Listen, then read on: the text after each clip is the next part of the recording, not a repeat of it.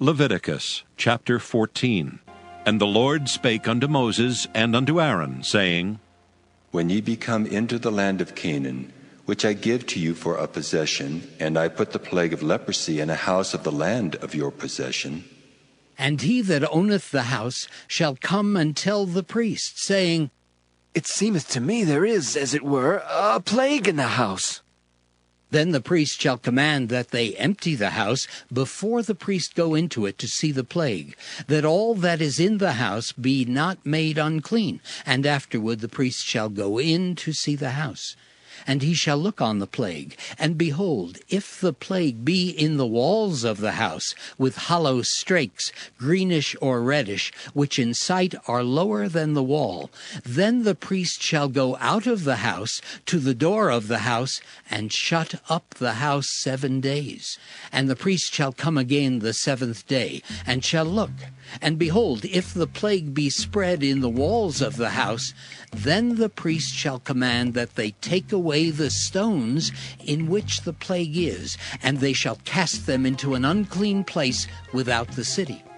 And he shall cause the house to be scraped within round about, and they shall pour out the dust that they scrape off without the city into an unclean place. And they shall take other stones, and put them in the place of those stones. And he shall take other mortar, and shall plaster the house. And if the plague come again, and break out in the house, after that he hath taken away the stones, and after he hath scraped the house, and after it is plastered, then the priest shall come and look. And behold, if the plague be spread in the house, it is a fretting leprosy in the house, it is unclean. And he shall break down the house, the stones of it, and the timber thereof, and all the mortar of the house, and he shall carry them forth out of the city into an unclean place. Moreover, he that goeth into the house all the while that it is shut up shall be unclean until the even.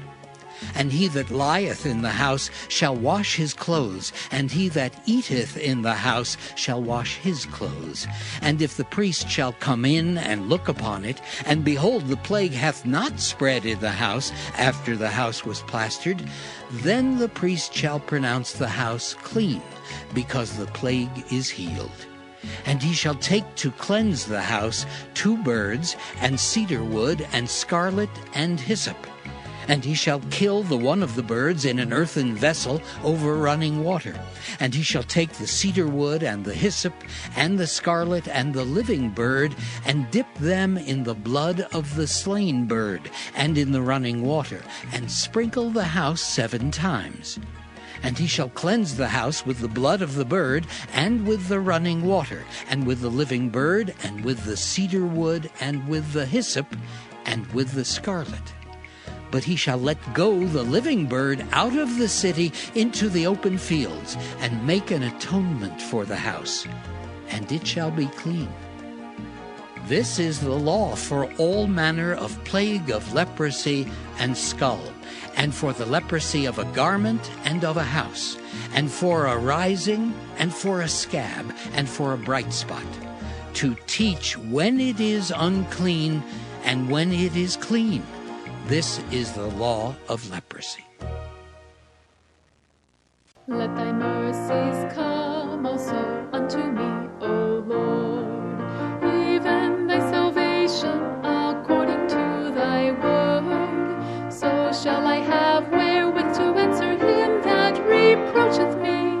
For I trust in thy word, and take not the word of truth utterly out of my mouth. For I have hoped in thy judgments. So shall I keep thy law continually, forever and ever.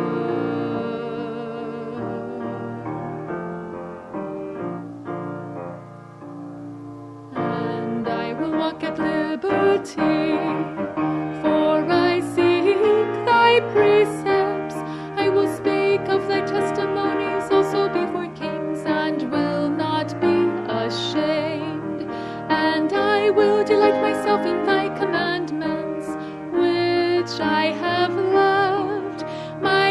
so will I lift up unto thy commandments, which I have loved, and I will meditate in thy statutes. Remember the word unto thy servant, upon which thou hast caused me to hope. This is my comfort in my affliction, for thy word hath quickened me.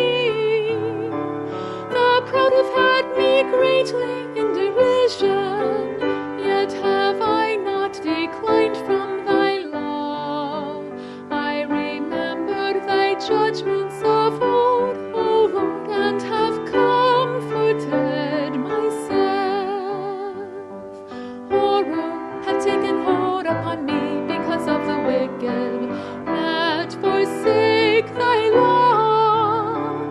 Thy statutes have been my songs in the house of my pilgrimage. I have remembered thy name, O Lord, in the night, and have kept thy law. This I had because I kept thy precepts. Thou art my portion, O Lord. I have said that I would keep thy words. I entreated thy favor with my whole heart. Be merciful unto me according to thy word. I thought on my ways and turned my feet unto thy testimonies. I made haste and delayed not to keep thy commandments. The bands of the wicked have robbed me, but I have not forgotten thy law. At midnight I will rise to give thanks unto thee because of thy righteous judgments. I am a companion of all them that fear thee, and of them that keep thy precepts.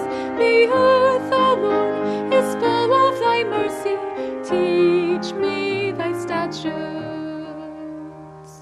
Thou hast dealt well with thy servant, O Lord, according unto thy word. Teach me good judgment and knowledge, for I have believed thy commandments.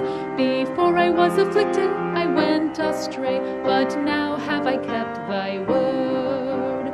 Thou art good and doest good. Teach me thy statutes. The proud have forged a lie against me, but I will keep thy precepts with my whole heart. Their heart is as fat as grease, but I delight in thy law. It is good for me that I have been afflicted, that I might learn thy statutes. The law of thy mouth is better unto me than thousands of gold and silver.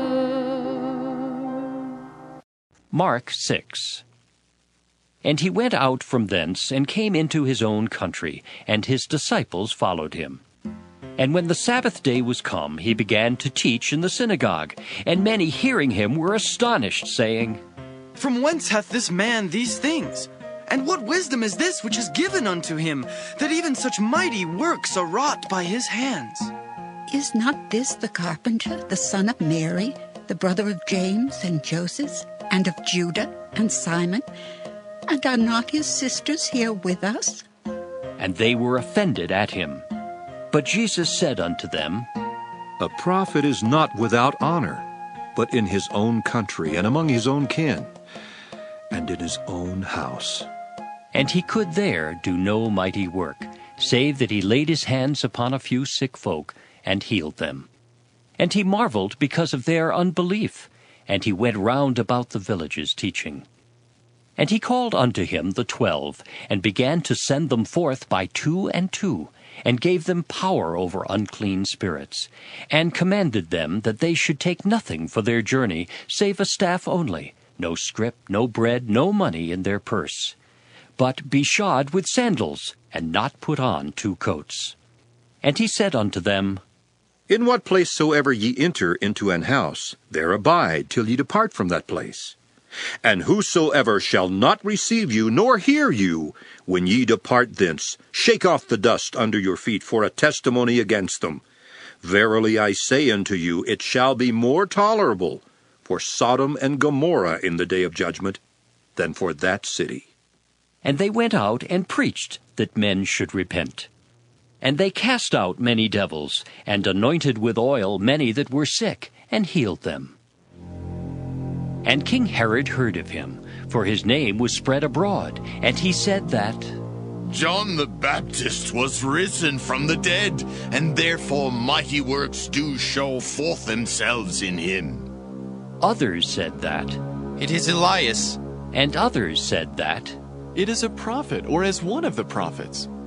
But when Herod heard thereof, he said, It is John whom I beheaded. He is risen from the dead. For Herod himself had sent forth, and laid hold upon John, and bound him in prison for Herodias' sake, his brother Philip's wife, for he had married her.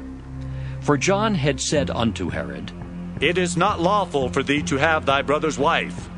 Therefore Herodias had a quarrel against him, and would have killed him, but she could not.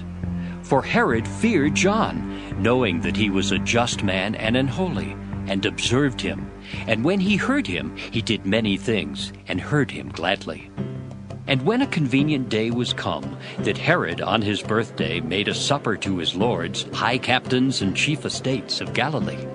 And when the daughter of the said Herodias came in, and danced, and pleased Herod and them that sat with him, the king said unto the damsel, Ask of me whatsoever thou wilt, and I will give it thee.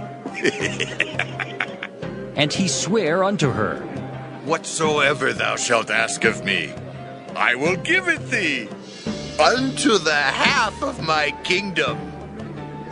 And she went forth and said unto her mother, What shall I ask? And she said, The head of John the Baptist. And she came in straightway with haste unto the king, and asked, saying, I will that thou give me by and by in a charger the head of John the Baptist. And the king was exceeding sorry, yet for his oath's sake, and for their sakes which sat with him, he would not reject her.